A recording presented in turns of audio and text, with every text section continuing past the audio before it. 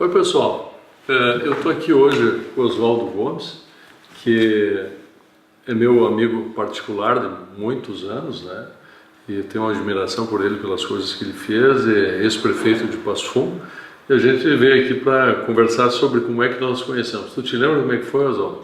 Lembro muito bem, até porque nós nos conhecemos num período extremamente interessante para a história do município de Passo Fundo.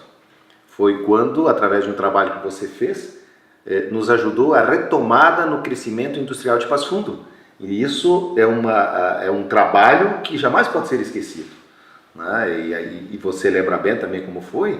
O nosso primeiro trabalho foi na questão da antiga Menegas, que estava abandonada, né? Tu sabe que eu naquela época vim aqui para Passo Fundo, e eu era jovem, né? Tinha 24 ou 25 anos, acho, e caiu-se os processos dos grandes devedores do Estado. E eu resolvi, estava sendo levado a leilão por 2 milhões, alguma coisa, e eu achei, mas 2 milhões vai fechar. Na verdade estava tudo falido, né? Tava, mas tinha 250 funcionários lá dentro, Sim, né? mas era Menegas, Bertol, Semeato, Inconcordato, se não me engano, uma coisa assim. Tinha Lajes Farroupilha, Ciplames e Decoste, estava bem complicada a situação. E aí eu fui lá e justamente isso, eu olhei para os empregos que tinha lá as pessoas e pensei, mas fechar mais uma empresa nesta fase em Passo Fundo, e eu me lembrava da minha infância, assim, a dificuldade que tinha quando o pai não tinha emprego e tal, e eu me identifiquei, sempre que segurar o emprego dessas pessoas aí, né?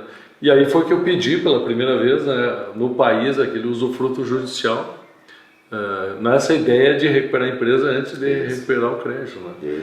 Tentei via administração judicial, a empresa de funcionar, não funcionou, aí que o Júlio Andrade me disse, não, vamos envolver o poder público e vamos buscar investidor, vamos lá falar com o Oswaldo, aí que eu me lembro. Isso nasceu a ideia de buscarmos a Metasa Amaral, que tinha uma participação boa no mercado, que era desta área de metalmecânica, né?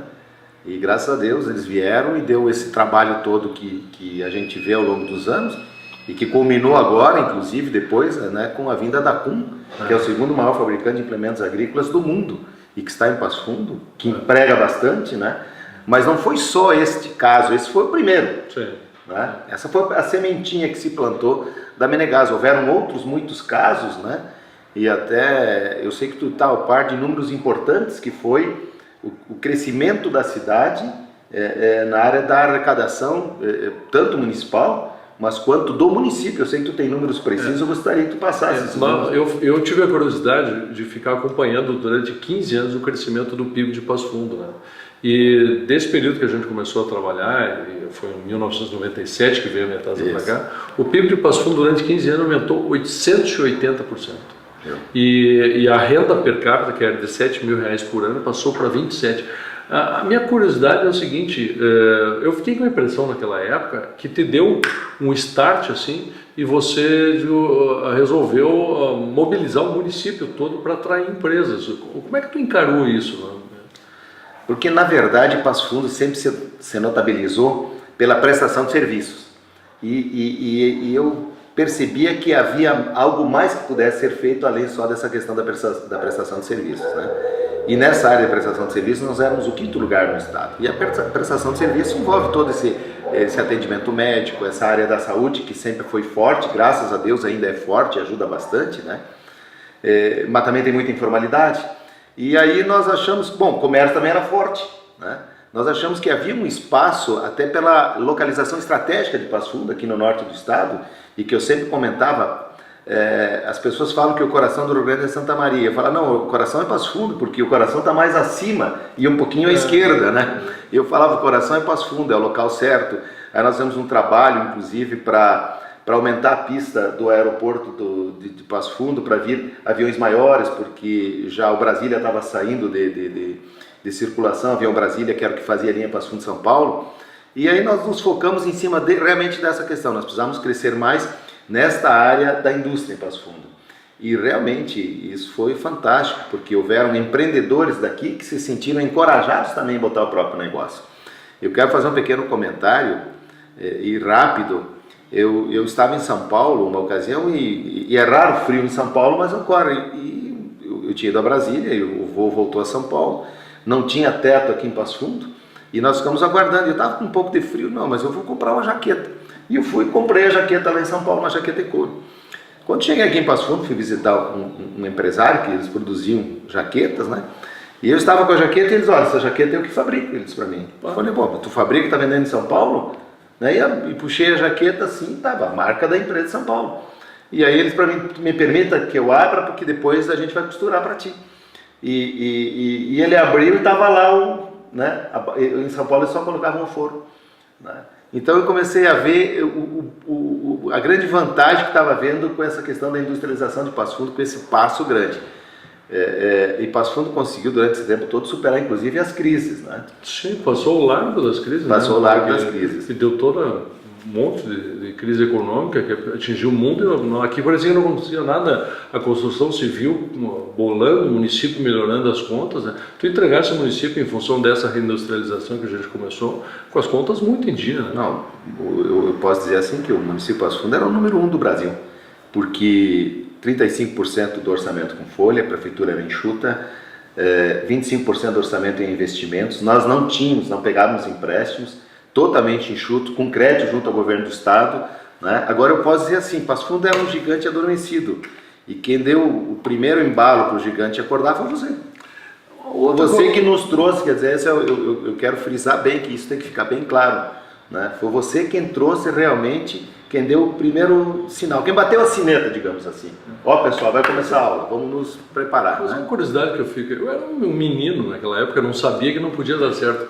Como é que tu enxergou isso de um cara que tu não conhecia, que estava recém chegando, que com uma ideia maluca dessa de, ao invés de cobrar a conta da empresa... Ao invés de cobrar, né, terminar de matar a empresa, não, vamos achar um jeito de... Como é que tu... Não, mas veja bem, eu também não era muito mais velho que você. Não, eu me tornei prefeito a primeira vez, eu tinha 37 anos. 37 quando eu assumi a eleição, eu tinha acho que 36. Então, não havia uma diferença tão grande de idade assim. Mas acima de tudo, você, além de transmitir confiança, você veio com as situações claras. Olha, eu vou tentar isso aqui, é possível, né? Tá aqui na legislação, eu vou tentar. E também uma outra coisa, né? O próprio judiciário, né? Que contribuiu, porque ele acabou ficando ao lado, né? Doutor Facchini, né? Teve coragem. Nós estamos falando de alguém também com uma capacidade incrível, né, doutor Facchini? E com visão. Com visão. Então aí acabou tendo pessoas com visão que sabem o que é bom para Passo Fundo, o que é bom para as pessoas, porque acima de tudo nós tínhamos 250 famílias lá representadas, que eram 250 funcionários que estavam lá esperando alguma coisa. E que hoje são 600. Né? Ah, nossa, né? E aqueles mesmo, né? Tiveram alguém que olhou para eles, né? De repente a janela abriu, olha, tá aqui o sol, tá aí o dia, vamos trabalhar, que dá, né? E realmente esses pontos têm que ser esclarecidos, né? Para que as pessoas saibam com quem estão lidando. E eu quero dizer assim, ó, é fundamental que Passo Fundo eleja os candidatos daqui. Passo Fundo tem condições de eleger, com os votos aqui, 2 deputados federais e 4 estaduais. Nós não temos nenhum federal. E olha a importância que teria um federal nosso aqui, até para as questões que toda hora está se decidindo aqui, como o problema do aeroporto, né? Que vai, vem, volta, e aí o deputado falando de tal falou isso, e o ciclano aquilo, e não se resolve a coisa. Então, é importante as pessoas votarem em alguém daqui, mas é importante que as pessoas saibam que estarão votando na questão do Rudinei Candeias, estão votando em alguém que tem conhecimento, que sabe como fazer e que realmente vai nos ajudar bastante. Principalmente nesse momento difícil que nós estamos passando agora, né? Porque não basta ser mais um lá, tem que ser um com conhecimento, com capacidade, com vontade, com a garra que você tem, né? Então eu peço o voto por Rudinei, é o meu voto, é o voto da minha família, das pessoas que eu conheço, muitas pessoas que eu conheço e que eu falo sobre o Rudinei também, já abrem o voto por Rudinei, e eu peço à população de Passo Fundo, está na hora de nós fazermos diferente. Você que escolheu Passo Fundo para viver, nós temos uma parcela muito grande de população que é de fora daqui. A partir do momento que tu veio a Passo Fundo e que você quer e se enquadrou nessa cidade, e se identificou com ela, você passa a ser passofundense. E você tem que ter o teu representante daqui, lá em Brasília, para nos ajudar. Então esse é o aspecto que deve ser levado em conta agora na hora de votar no dia 7 de outubro. Vamos eleger as pessoas que estão aqui e que vão nos defender em todos os sentidos na hora que nós precisarmos.